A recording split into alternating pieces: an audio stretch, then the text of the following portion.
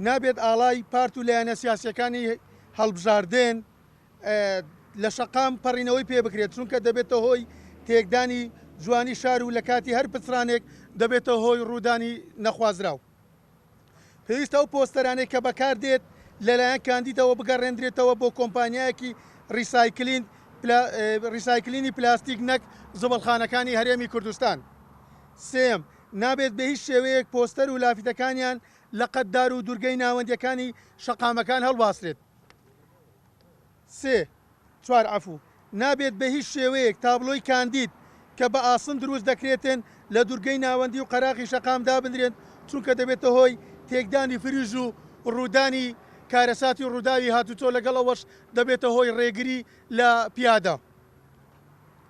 نابێت سکۆتین و لەزگە بەکار بێت بۆ هەڵواسینی پۆستەرەکانی کاندید بە تایبەتی لە تابلۆکانی هاتوچۆ یان شوێنی دانیشتنی هاوڵاتی یان لە ستونەکانی کارەبا. نابێت پۆستەرەکانی کاندید ببێتە هۆی شێواندنی جوانی شەقام و پارک و باخچەکانی شار چ لە گەڕک بێت چ لە شارە شەقامە ڕئیسەکان.